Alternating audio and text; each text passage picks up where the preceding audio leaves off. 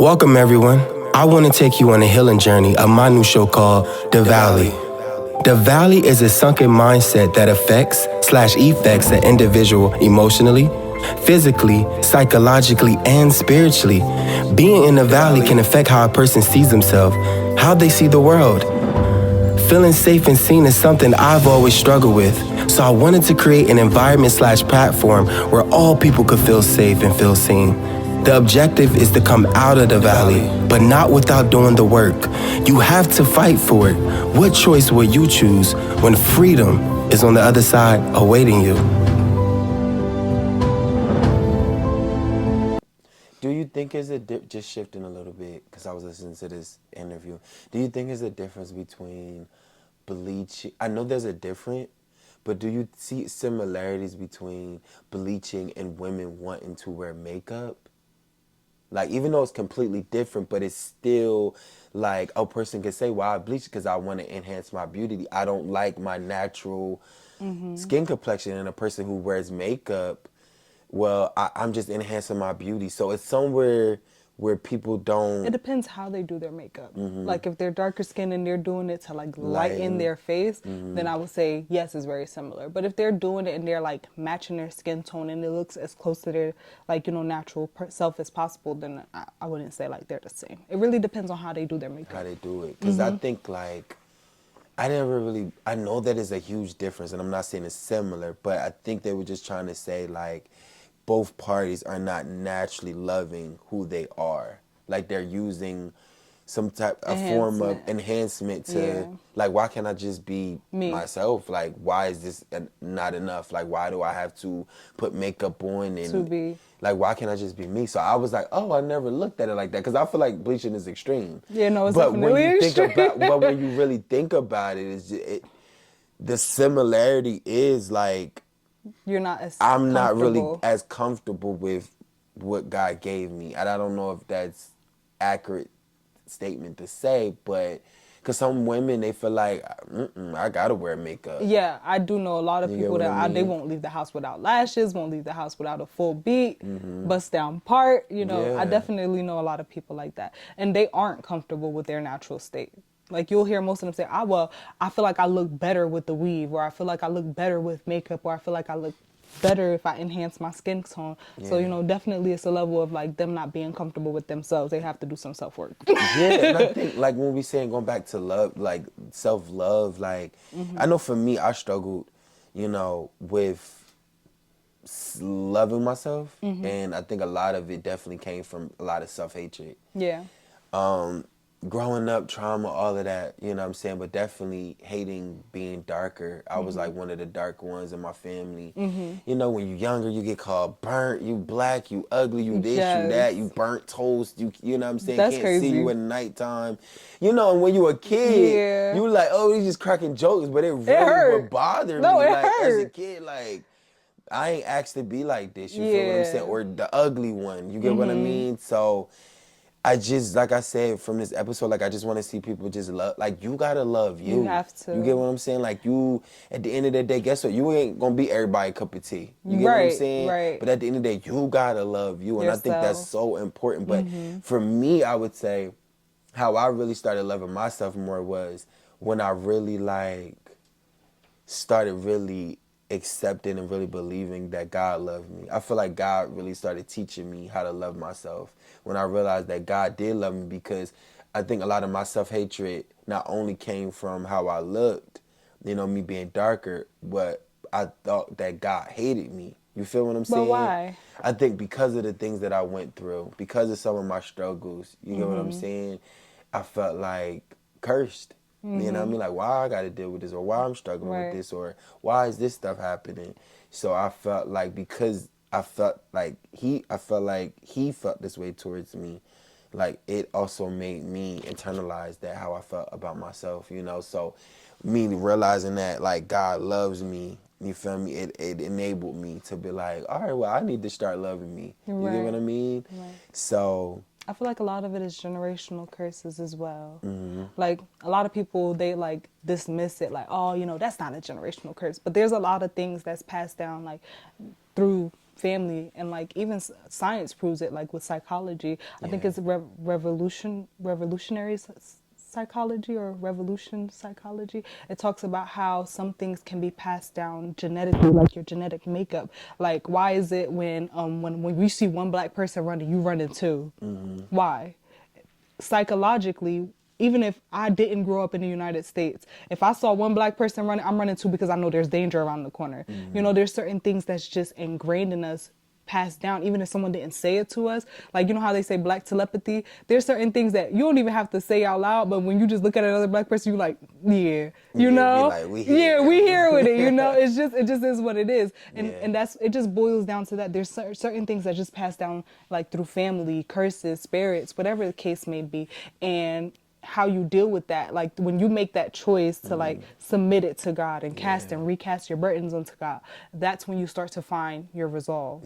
And I think sometimes, like, when you, and I say this often, people only treat you how you treat yourself. Yes. So when you're not good to you, or you're not taking care of yourself, people see that, and people treat you accordingly. It's like a predator and a prey. A predator knows. Explain. Like, a predator knows who's weak. So therefore, a predator knows who to hunt.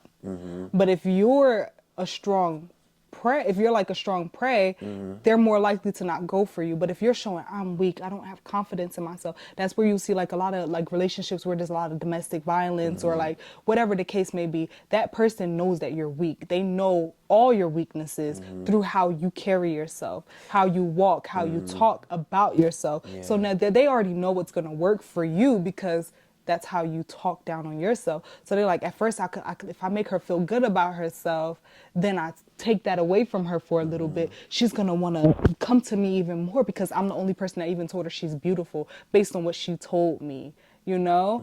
And it goes the same for any relationship. If you're showing like, I'm ugly, if I feel like I'm ugly, or, you know, I'm stupid, I'm not intelligent, people are going to treat you accordingly, because you're like, well, you said it yourself. I'm just emphasizing on what you said. I'm just emphasizing on how you feel, how you carry yourself. But then we don't like when people treat us that way, but not realizing we're doing it to ourselves. Right, because it amplifies what we already feel. Like, you know, you hear a lot of people say, oh, you know, self-projection, like, oh, that person projecting. Yeah, the person may be projecting, but it's also what you are putting out that's making them say, well, ooh, I already see that. I see that. Well, I'm going to point it out. I'm going to make you feel worse, because they too may be dealing with something, but they already see your weakness. They can amplify on it. Absolutely. They can put a magnifying glass on it. Yeah, and I think that I had something to say and I forgot it. I'm sorry. No, it's okay. Has anyone ever told? Oh, we already asked that question. What was your experience like being a dark-skinned black woman amongst black people and African people? So, I think I did a poem about this so many years ago. I probably don't even remember the poem, but like... I'm about to say poem. Right, no. But growing up in the United States, I was alienated because I was a little bit darker. Because I'm, like I said, most people wouldn't even consider me dark. I'm black. Okay? I'm black. But like... growing up in the black community, I was alienated, and growing up in the African community, I was alienated. So like I didn't have a place in either community, because in Africa, oh, you're too American. You're too American. I can tell you're not from here. And then here it's like, oh, you smell like fufu jabanga beans straight off the boat. You know, like you get all those and you have to like find peace within yourself. And then on top of that, I'm an only child. So I ain't have nobody to talk my problems through it. My mom did not understand. And like she would always ask me, why are you getting into so many fights? Why are so many things happening? Like, what's going on with you? So then it's like everyone sees me. Like I pointed the finger at myself. I'm like, damn, I'm the common denominator. You know, I'm the person that has the problem, because if they having a problem with me at school, I'm the common denominator. If I'm having a problem there, I'm the common denominator. And now my mom pointing the finger at me, I have to be the problem. You know, so then I would say that kind of like messed around with me for a little bit, but I had to realize probably like early teens, like, it's not you. How did you get out of that? So like I said, when I was 8, I was sent back to Africa. And then I spent most of my time there. So like my first year there was so rough. Like I said, they be calling me American chicken. I got like okra in my tongue because I didn't speak like them. Like they would say so many things and I'm like, dang, like I was hoping that when I came here it would be like, oh my God, our long lost cousin. I thought I was gonna be welcomed with open arms, and then it was more like taunting, and then I had to realize, you know, we joke with each other harsh, but it points out things that we want for ourselves. So I don't know, maybe it was just something that I realized at a young age, like, oh, you want to be in America or you want to be in the type of situation that I was in. And because you are not, you're picking at me because if you make me feel less than, then I will succumb to you, you know, and I won't. My mom always taught me to be like strong-willed. So it's like I came to a point where I realized, oh, y'all the problem, it's not me. So then I start teasing back. I start coming back because I'm like, y'all about to play in my face. And then that was like a turning point for me because then when I came back to the United States, I feel like the only problem I really had was everyone was flat ironing their hair. Everyone had a straight wig. Everyone had straight weaves. Like, you know, bust down middle part, flat ironing their leave outs, and I felt like I had to fit in.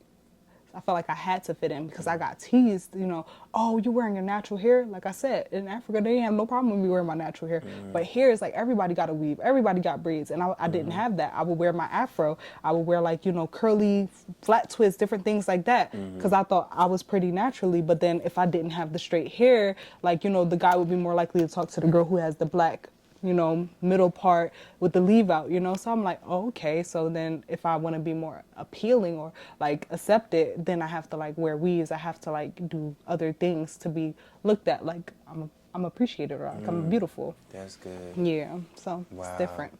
What do you think you would tell that little girl at 8 years old who was, like, what would you tell the 8-year-old version of yourself? Because I can only imagine if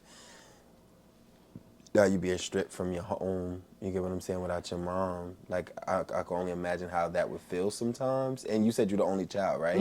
To be honest, it wasn't that bad because my mom was always working, like not to knock her or anything like that. She was always working, so our relationship wasn't the best because if I wasn't at like, you know, cousin's house, I was at a family friend house. If I wasn't at a family friend house, I was at, you know, a family house or grandma, you know, so we never really like, we wasn't really around each other much, and when we were around each other, it was like, oh, I bought you this, and it kind of felt like she was buying my love in a way, you know?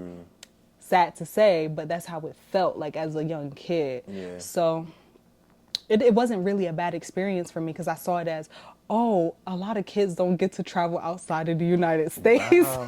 You got that at 8 years old. Yeah, I was amazing. like, a lot of kids don't get to travel outside the United States. So even when they were teasing me, even when things were happening over there, I still saw it as like, oh, I got to taste different types of fruits. I got to like hang around different types of people. Yeah. Like, you know, I enjoyed the experience like fully. It wasn't that bad. How did you feel for when me. you had to come back? I didn't want to come back.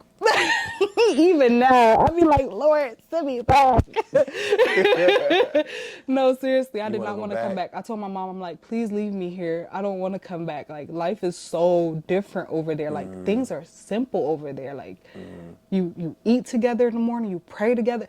Prayer is a part of schools. You have devotionals. That's your first class. Devotional is your first class. But you know how we do the Pledge of Allegiance here? Your first situation where y'all gathering together is for prayer. You know, so when I came over here, I'm like, yo, it's so different. I really hated it here. It was so different. I'm like, nah, I really want to go back. I even tell my mom now, I'm like, once I get this degree, Man, you wouldn't shit. You know, just soon to be husband if you ain't, you feel me? yeah, but he wants to go back too, you know. It's nice. Like I'm telling you, if y'all ever get the opportunity to go to Africa, you will thoroughly like enjoy the food, enjoy the people. Yeah. Like it's different as an adult. As a kid, you know, kids gonna be kids. Kids are mean. No matter where you Kids come are from. mean. No matter where you come But from. as an adult, going like to Africa is Yeah. so fun. Like you have, okay, especially West Africa, they have this called the Decembries, where people like black people from all over, like South America, Europe, they all go back to like Ghana, Nigeria, Liberia, and it's like festivals, just all types of festivities where you're mingling with people from the country, and you like, even if you're like third generation, like you get to talk with people, you get to make friends, you get to network and build relationships, and it's nice, you know. So That's what's if up. you ever want to, Listen, the I wanna go festivals to be Africa. nice. I'm scared about all the shots and stuff you got to take. Like, I don't know. Oh yeah, definitely. I'm you like, do. Lord, I don't know. Yeah. But You don't want to get malaria. No. So I'm staying in the United States for now. All right, so how did dark-skinned boys, black boys, treat you opposed to light-skinned black boys?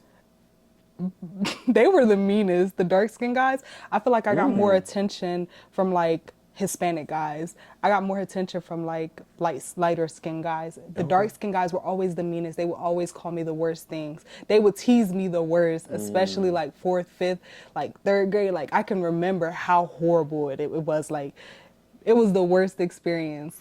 I can like looking back when I'm like, yo, they was wildin'. Like When we talking about that whole projection, you know what I'm saying? but like how they felt about themselves, and you know, like there's always that lighter skinned girl that's going like look at them and be like, oh, you know, you kind of cute, even though she calling him crispy, but like behind closed doors, oh, like Like hell, you know, you ever seen Hey Arnold? I feel like I have. I was about to say, With the guy with the like the football head. I was about to say, you remember how Helga was? Yeah. She'd be secretly like loving him, then but she would be roasting him up. Yes, exactly. Definitely that type of situation. So like if he was getting attention from other girls and you weren't necessarily the person he would go for, then yeah, you was getting roasted up every day. Even when I came back from Africa, like I remember so clearly this guy, one time he was like, you an African booty scratcher, and I got tired of hearing it. I got tired. I put his head into the wall. His nose was bleeding. And he was a light-skinned guy, mind you. He had a crush on me. I found out years later from my cousin because she was friends with his sister. She was like, oh, he had a crush on me. I was like, oh, why he was insulting me? Like, I don't like that. That's toxic love. I ain't here for it. Wait. So how did light-skinned girls treat you opposed to dark-skinned black girls? I really didn't see, like, I had a lot of Hispanic friends growing up. Like, I probably only had like one or two like African American friends, like Black American, even African friends. I barely had any. I mainly, because there was like a big mix between like Hispanics and like, you know. How did you discover your beauty when the world is constantly saying how lighter is better and darker is ugly? So it was in high school. Like I said, I came back in 8th grade. So I flat ironed my hair that whole entire year. My hair was so damaged. But when I got to high school, I started like, I don't need to wear weaves. My cousin wasn't doing my quick weaves anymore. So I had to like figure out different ways without flat ironing my hair. So I was like, you know what? I'm gonna go back to my afro. I'm gonna start wearing my natural hair. Oh, word? And yeah, and I was like one of the only people at the school at the time like that was like wearing their natural hairs. There was only a few black girls that would wear their natural hair. Like everybody else, like I said, had the braids, had the straight weaves, or whatever the case may be. So I would just wear my natural hair, and like whether you liked it or not, I was coming like this, and it gave me a level of confidence to the point where even when I went off to college, like I felt more confident in myself because I embraced my natural beauty, you know. I wasn't about to let nobody tell me, oh, you ugly or whatever the case may be. No. That's what's up. So I want you to look in the camera. What would you say to a woman or man that is struggling with their skin that they're in? Like, give them some advice. Like, you know, they struggling and, you know, they feel overwhelmed. They don't want to be this way. Some people, they haven't, you know, struggling with self-hatred. Some people struggling with depression. Some people struggling with suicidal thoughts. Like, because it gets deep. You get what I'm saying? Like, so what would you say to that person that's just like, they just feel low? I would say definitely start journaling.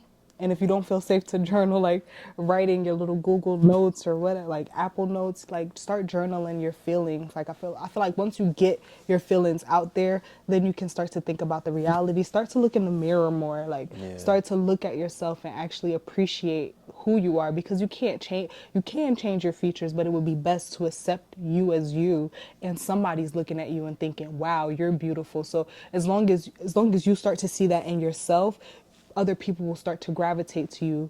Other people will start to love on you the way that you love on you. I used to go for nature walks. If you're more of a nature girl, go out for walks, spend time with yourself, learn what you love about yourself, because then you will teach people how you want to be treated and teach people how you want to be loved based on how you love yourself. So that's what I would say. And I think it's also important to get to know who you are. Like, get to know you, because I feel like most of the people in the world don't even know themselves, don't know what they like, because I feel like we live in a world now where it's like, this is the way to be. I remember when I was in high school, it was a time where everybody was wearing white tees. And I remember one of the kids or whatever, they did something and was disrespectful to one of the ladies or whatever. And we was just, I guess the kid must have, I don't know if they ran or something. But next thing you know, when she came down the hallway, she didn't know who was who because we all had white tees on. You get what I mean? But sometimes these fads come, you know what I'm saying? These things come where everybody are like, okay, this is what we doing. You get what I'm saying? All right, this is the dance we doing. This is what we doing. This is what we doing. And this is why I feel like it's so important, like, to embrace your individuality, because I feel like there's confidence wrong is with a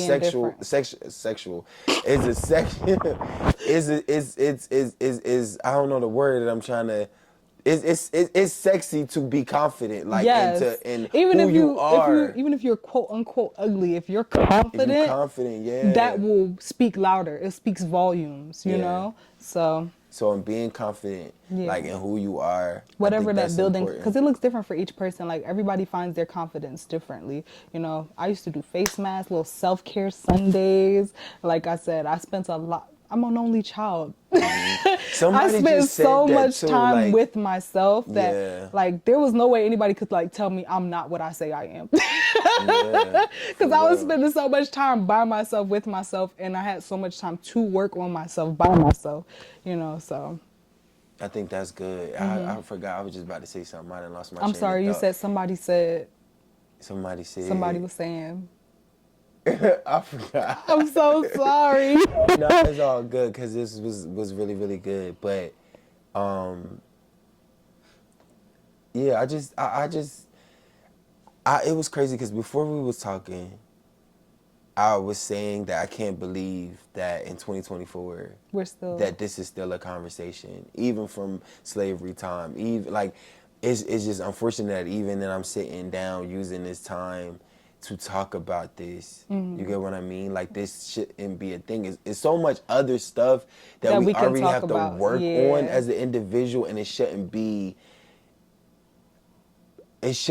something that you can't help. And you see so many people, like it just dope people, and I don't want to call no celebrities and nothing out, you feel me? But so many people, so many artists you see, you like, yo, she was beautiful. You get what I'm saying? And it's just like, why did you do that? So, and it makes me realize, like, it does not matter, like, what people say. Like, it matters what people say, but say if somebody say, oh, you're a beautiful angel, you get what I'm saying? But if you don't believe that about yourself, you'll be like, oh, no, that's not true. You get what I'm saying? True. Like, if you don't, a person can be like, oh, no, you're beautiful, you're beautiful, you're beautiful. But if you don't believe that about yourself, then, like, it really kind of doesn't matter. It's like water off of a duck's back. Yeah. It just rolls off. Like, you hear it, but it's like, oh, okay, you're probably just saying it to say it. Yeah, so I feel like that doing the work, you gotta know for yourself. You gotta believe that, like, I think for yourself. You get what I mean? Definitely. And I think for me, I got one more question and then we gonna wrap it. Okay. I think that, like, you can't escape the work.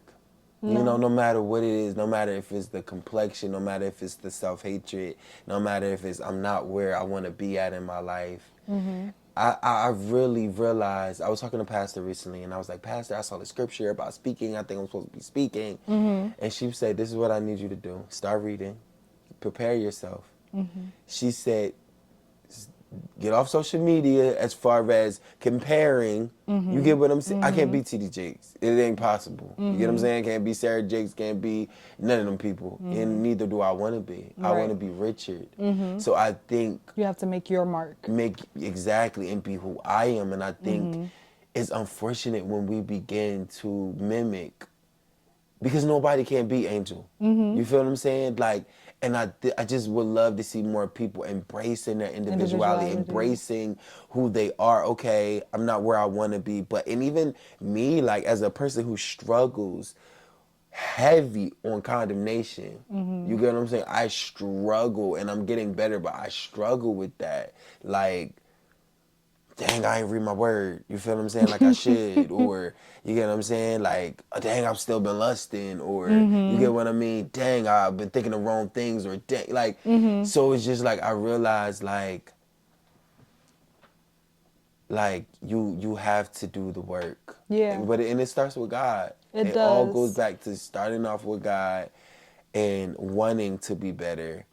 And even recently I had told myself, you know, I remember, I don't know if you ever heard of this show. This used to be my favorite show, Hercules and Xena, as a kid. And I remember watching the episode, and Gabrielle, her best friend, was basically telling the guy, like, you have to enjoy the process, enjoy the journey, stop rushing to get to the destination. And I was looking through some pictures the other day, like, dang, I did an interview in Atlanta. I got interviewed by Keisha Cole's sister Neffy. Wow. And I was just thinking about the little stuff that I'm doing, and a lot of times I don't never really see myself in all the things that I'm doing. Right. I'll see, what other people are doing. Like, dang, that's an amazing podcast, or that's an amazing book. But me, I don't always see like what I'm doing. You get what I mean? And I started realizing, like, God, help me start enjoying. The other day I was praying, I'm like, God, I don't want to put this podcast out and it only do like 100 views. Right. But it's just like, but what if? Start somewhere. But what if that's all I can handle? You get what I'm saying? Like, as far as people watching my stuff and maybe having 2 million people, that's a lot of blood on my hands. You feel what I'm saying? Yeah. So at the end of the day, like, maybe right now, if it's 200 people that's going to watch it, maybe that's all I can handle right now for that season. So just being a good steward over what I have right now. You get what I mean? And being grateful for where I am now and enjoying it. So,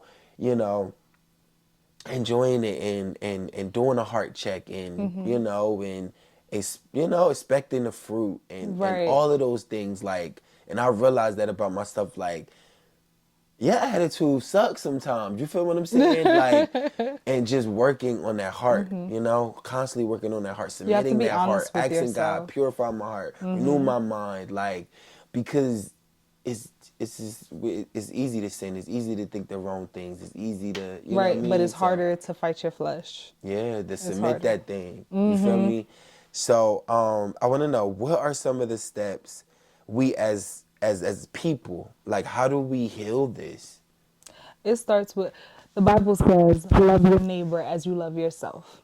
So that's a key right there. He literally said, if you want to love somebody appropriately, you have to start with loving yourself. Yeah. How can you love yourself? The Bible tells us that love is patient, love is kind, love is not boastful. Like, the Bible gives us all these steps. So it starts with God. It starts with a relationship with God. And through that relationship with God, you'll learn things. Like, a lot of people think, like, what they see on social media, that love is what love is. But the Bible gives us specific, like, key points as to what love is. And sometimes what we see is not necessarily what it is. So when you start to read and when you start to discover things about yourself, and you start to ask God to reveal you to you, now you start to, like, do the work. You start to dig deeper. You start to, like, figure out what love is to you and how can you now share that love with others. You can't pour into a sifter. Sifters have holes. Whereas when you're pouring into a cup, that cup can be filled. You can't, like, right now, like, I can say, God pour into me so that I can pour into others. I have to be a vessel that's cylinder shape or like a bowl or something where it can hold whatever he's pouring in, so that then when the overflow comes, it can pour into others. But if I'm a sifter and I'm not even hearing, it's going in one ear and out the other, or like whatever I'm being taught is going in one ear out the other, then I'm not learning. It's just, like you said, like water, like I said earlier, like water off a duck's back. You have to be willing to absorb everything that you're reading and, like, take it into consideration, pray about it, fast about it. It starts with that legwork. And if you're not willing to put that legwork in, if you just want to take the fast route, it just won't work for you. It just won't. Good. That fast route. Like, sometimes that fast route will kill you. Yeah. Literally. Even when you think about, like, the Israelites, like, it took them, 40 years, right? And how it was, I think the Bible says it might have been like 11-day journey. Yeah. And I realized that there's so many things, like, that we may want, but our heart, like, not ready. Can't handle it. It's it not can ready. destroy us. You get what I mean? Like, so I think that's good. And this is good. This was really, really good. So I got some homework for you. Uh-oh. It's called... Love a good homework assignment. Yeah, it's real brief. You get what I mean? So this is called heal/heart work. Heal/heart work. Pray more, worry less. Stick to your boundaries. Spend alone time with yourself and God. Find beauty in your insecurities. Exercising the word no when necessary. Yeah. Working on balance. Having accountability. Keep Christ first in all you do. So that's Proverbs 3, 5, and 6 that says, trust in the Lord with all your heart. Lean not towards your own understanding. And in all your ways acknowledge him and he would direct your path. Yeah. And the last one that I put here was dream. Okay. Like, don't not dream. Right. You get what I'm saying? Because a lot of times we get so caught up. We get so busy with life and I'm doing this, I'm going to school, da-da-da. But it's like, Angel, what's your dreams? Like, outside of like, wanting to get a degree and get married and have kids and all that other stuff, like, do you have things this deep down on the inside of you that's like, I want to do this? You feel what I'm saying? So I've always wanted to do missionary work. Always wanted to like pour into other people, help other people. I wanted to build a school. There's so many things I want to do. And like, you have to write the plan out. Like literally the Bible says it, write it out, make it plain, submit it unto God. If it's his will, it'll be. If it's not, we'll see, you know? So definitely dream and dream big, because he will do exceedingly and abundantly above all ask or think. Yeah. Listen, I just wanted to thank you. You get what I'm saying? For coming on the show, talking about this topic. It was good. You get what I'm saying? And again, I hope that I can help somebody. You get what I mean? And I'm excited, and I'm excited about the future. And thank you so much. All right, you guys, listen, I want to thank you guys for all tuning in to this episode. Actually, 2 episodes, because it'll be diced up. Again, I want to thank Angel for coming on. And I wanted to leave y'all with this. Listen, whether you're dark, whether you're light, whatever skin you are, find the beauty within yourself. You know, you can't help how you were born as far as our skin complexion. It was so important for me to read that Psalms, you get what I mean, about you being wonderfully and fearfully made, because God made you the way that you are. So do the work on yourself, figure out what do you like, you get what I mean? Like, spend time with yourself, spend time with God, and you can begin to discover like deeply like who you are. So I think that's important. Love yourself, start telling yourself you love yourself, look yourself in the mirror. I love the God affirmations, you get what I mean? And create that safe environment for yourself to be able to thrive. And and have a safe place, ultimately. So, again, make sure you guys get the book, Trauma Heal People, Heal People. The Work is in Healing is on Amazon right now. Make sure you guys check out the series. And make sure you guys subscribe to all the channels, the Facebooks, the Instagrams, and everything. All right, you guys. Till next time. Hey everyone, I'm so excited to announce to you all that my first book, Trauma Healed People, Heal People, The Work is in the Healing, is available right now on barnesandnovas.com and amazon.com. Go get you a copy now. What are you waiting for?